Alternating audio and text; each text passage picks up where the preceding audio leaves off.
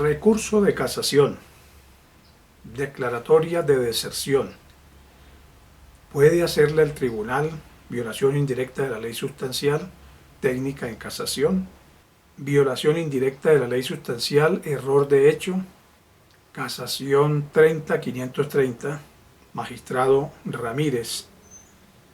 Sala Penal de la Corte. Observa la sala que el defensor del procesado anunció presentar demanda de casación y por ello el ADQUEM, por medio del auto 16 de agosto del 2007, le concedió el recurso y le dio el traslado correspondiente, término que se agotó sin que se allegara el escrito contentivo de las razones que servían de fundamento para hacer uso del extraordinario medio de impugnación. Como la demanda de casación no fue presentada al tribunal, ha debido declarar desierto el recurso extraordinario interpuesto por el defensor del procesado mencionado, en lugar de haber optado por remitir la actuación a la Corte sin aclaración o manifestación alguna. No obstante, tal situación no es óbice para que se adopte esta misma decisión en este instante, como así lo ha hecho la Sala en casos similares a este. La casación es un medio extraordinario de impugnación y por lo tanto no constituye sede adicional para prolongar el debate probatorio cumplido en las instancias ordinarias y concluido con el fallo del segundo grado. Por el contrario, exige para la admisión de la demanda el cumplimiento de específicos requisitos formales orientados a demostrar a través de un juicio técnico jurídico que en la declaración de justicia allí contenida, la cual llega a esta sede acomparada de la dual presunción de acierto y legalidad, se incurrió en errores de hecho o de derecho ostensibles y relevantes, o se profirió en un juicio viciado, ocurrencia una y otra que reclaman para sí el necesario correctivo. La corporación tiene fijado que para recurrir en casación a través de la causal primera,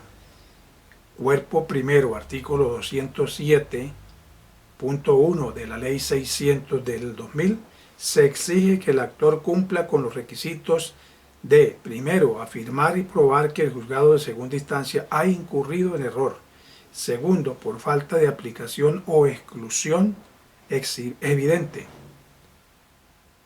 por aplicación indebida y por interpretación errónea; y tercero,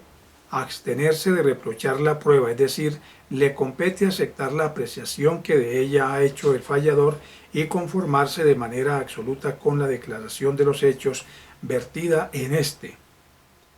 Cuarto, realizar un estudio puramente jurídico de la sentencia. Tener en cuenta que si como consecuencia de la errónea interpretación de la ley, ésta se deja de aplicar o se aplica indebidamente, debe dirigir su acusación hacia una de estas dos hipótesis y no hacia la interpretación equivocada de la ley, pues lo importante,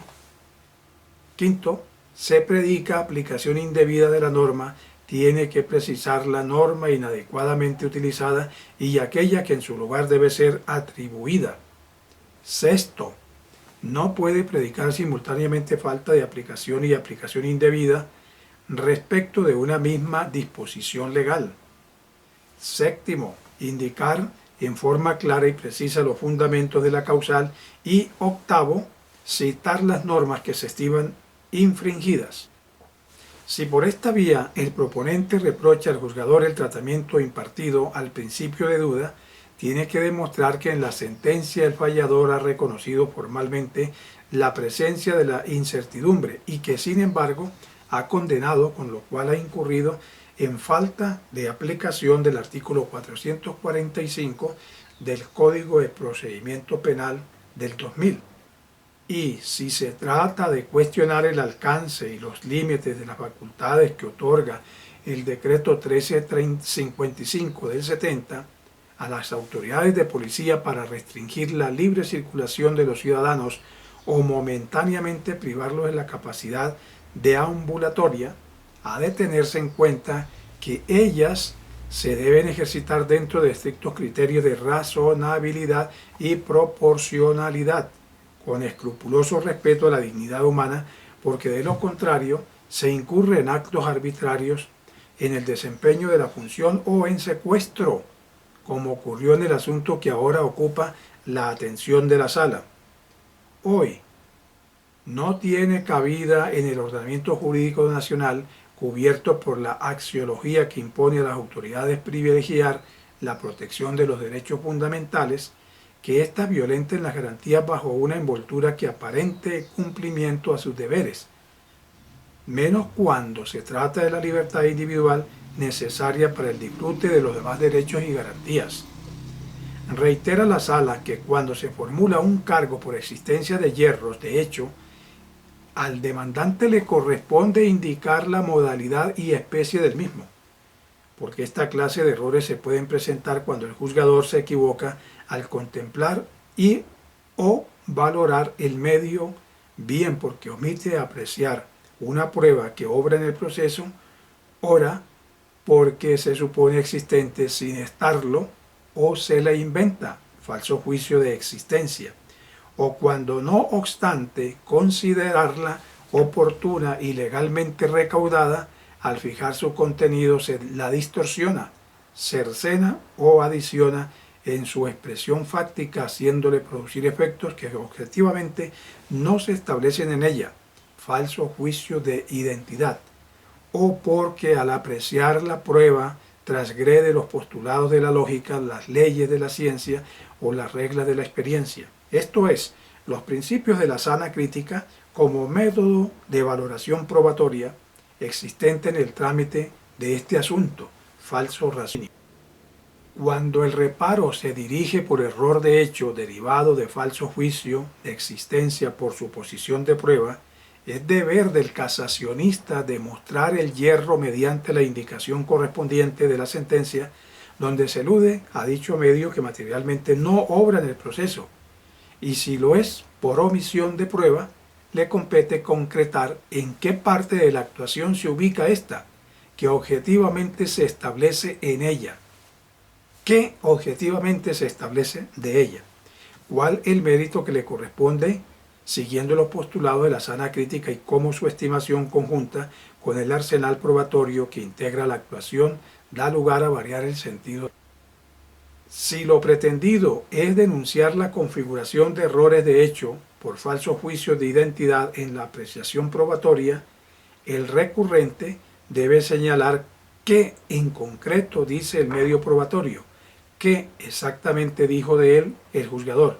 cómo se tergiversó, cercenó o adicionó, haciéndole producir efectos que objetivamente no se establecen de él y, lo más importante, la trascendencia del desacierto en la declaración de justicia contenida en la parte resolutiva de la sentencia. Y si se denuncia falso raciocinio por desconocimiento de los principios de la sana crítica, se debe precisar qué dice de manera objetiva el medio que infirió de él el juzgador, cuál mérito persuasivo le fue otorgado, señalar cuál postulado de la lógica, ley de la ciencia o máxima de la experiencia fue desconocida y cuál el aporte científico correcto, la regla de la lógica apropiada, la máxima de la experiencia que debió tomarse en consideración y de qué manera. Y finalmente, demostrar la consecuencia del desacierto indicando cuál debe ser la apreciación correcta de la prueba o pruebas que cuestiona y que habría dado lugar a proferir un fallo sustancialmente distinto del impugnado. Si bien la casacionista hizo un esfuerzo para cuestionar las inferencias indiciarias en forma individual, en todo caso omitió hacer el mismo ejercicio frente al conjunto de indicios y la totalidad de la prueba aportada al juicio, de donde se concluye con su estrategia de ataque resultó incompleta porque siempre es menester,